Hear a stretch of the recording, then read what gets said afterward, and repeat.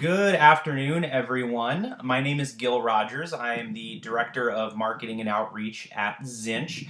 I guess I should say good morning or afternoon, depending on where you are. We have a lot of folks signed up from all over the country today, and we're really happy that you're joining us for another installment of our professional development series. Today, we're very excited to be partnering with American College Counseling Incorporated to really speak to the motivations of admissions counselors. And we'll get to that in a second. But just real briefly, I want to just thank everyone again for taking the time out of your busy schedule to get a little bit of professional development on in the higher ed space. So real quickly, as we before we get started, I just want to briefly introduce Zinch. Promise it's only one slide, and then we'll get to the real content of the presentation. But for those who are not familiar, Zinch is a college and scholarship resource for high school students. We have over 4 million students who have used Zinch to connect with their best fit schools. Right now, we have about 1/3 of colleges and universities in the United States that we partner with, and we partner with colleges and universities seeking to recruit traditional undergraduate students, transfer students, graduate students, as well as international students through Zinch China and Zinch Middle East. So at the end of the presentation, if you have any questions about Zinch, please feel free to reply to me with any questions that you might have about us and our services as a company. One of the things that we do is produce professional development webinars for our partners, and this is an opportunity for you to kind of experience that as we present our information today.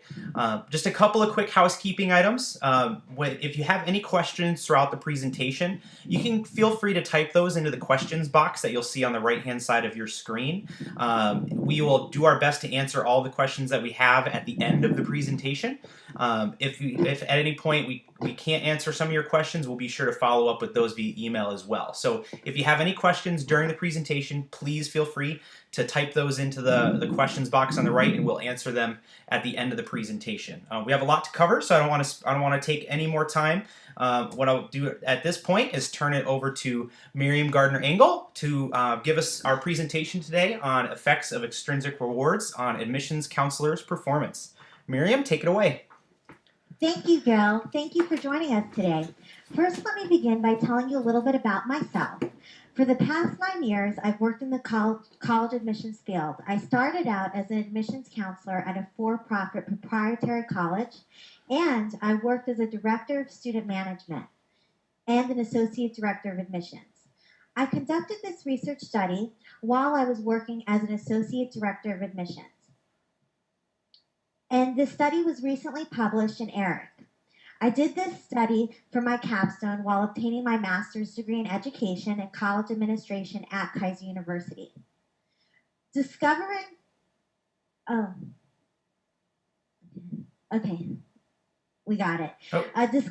motivating factors of employees is critical to the success of any organization.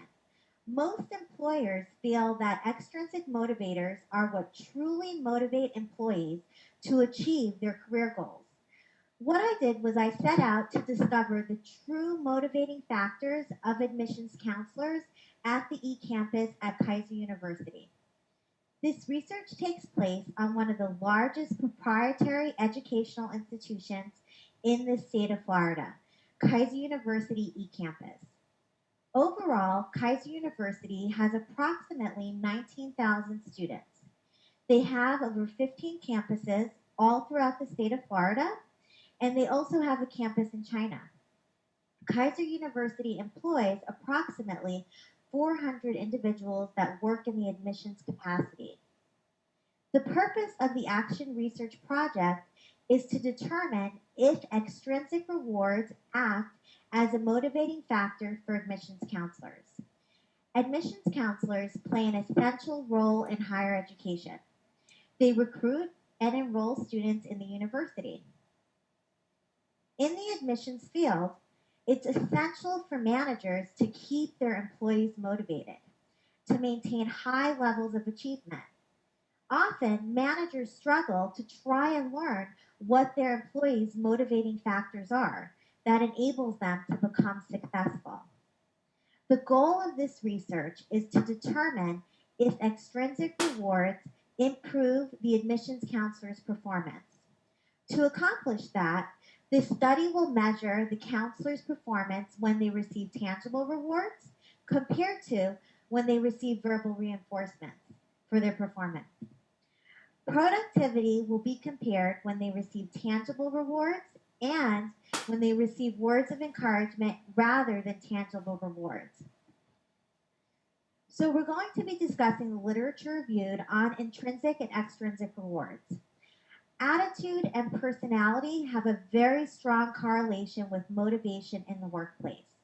A negative attitude can not only affect the employee alone, but it can also have negative effects on the entire team. In this study from the literature review, Burnham discusses how the employee's personality is indicative of his or her attitude and behavior as an employee. The employee's personality impacts their work values because it predicts what motivates them in the workplace and what they actually value in life. There are two motivators described for an employee: intrinsic and extrinsic motivators. The motivating factors for an intrinsically motivated person is the strong desire to achieve and accomplish his or her career goals. The extrinsically motivated person's motivators to be secure in life with his or her family and to have a sense of stability. In this study, they gathered information through a survey questionnaire.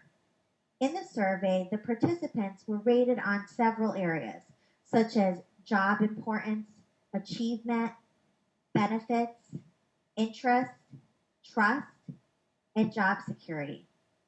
The highest rated motivators were achievement, job interest, and trust. All of these are intrinsic motivators. The employee's attitude is a strong indicator of how motivated they will be in their position. Knowing the employee's goals in life can assist the manager in determining the employee's motivational factors. Now, one way a manager can thoroughly get to know their employees is by learning about their employees' career goals.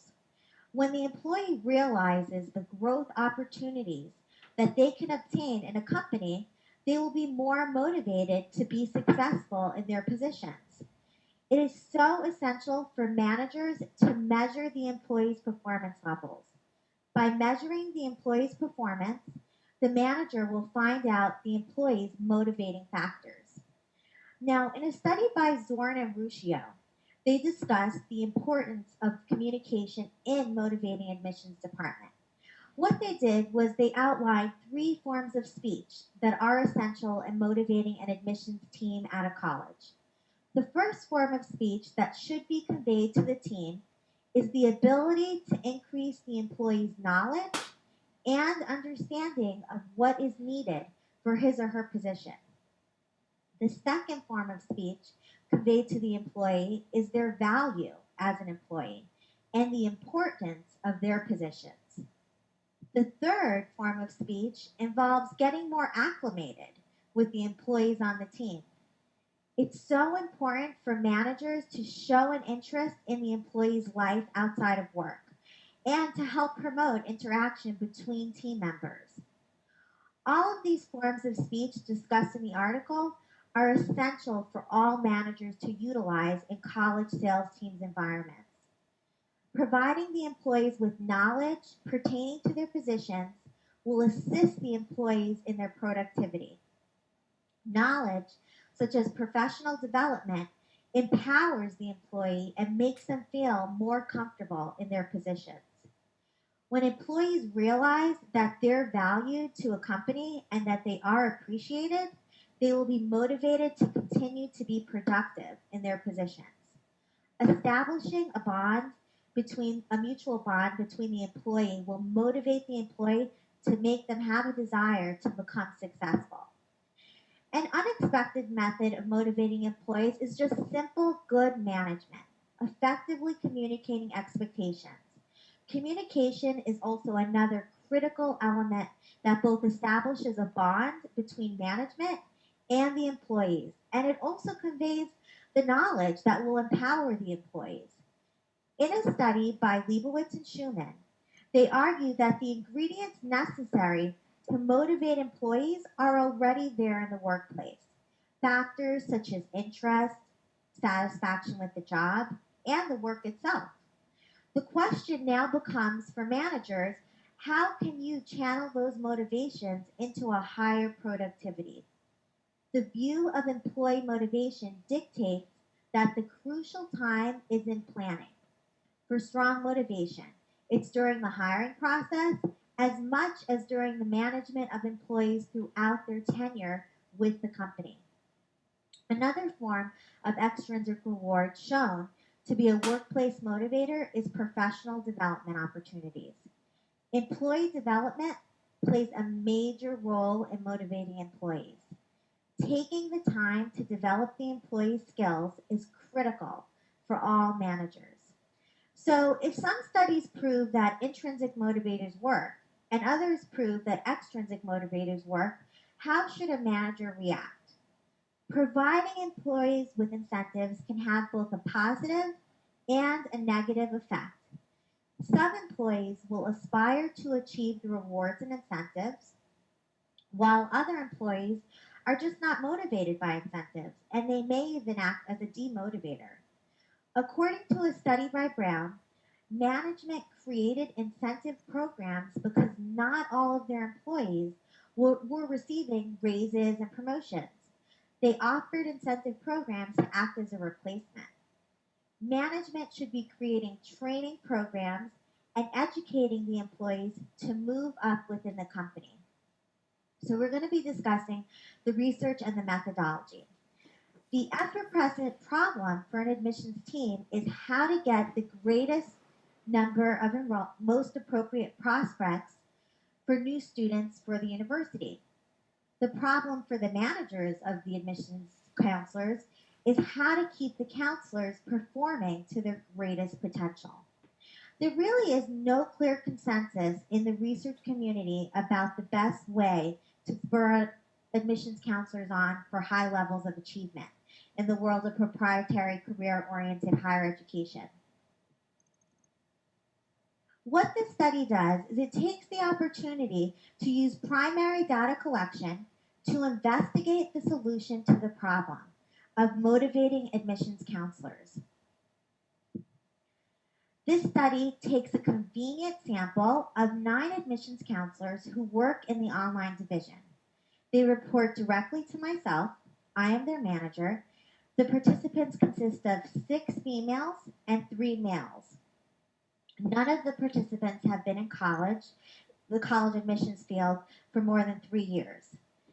2 have less than 1 year of experience, and the remaining 7 have more than 1 year of experience. This is an appropriate sample of group of individuals to study for insights on how to motivate admissions counselors.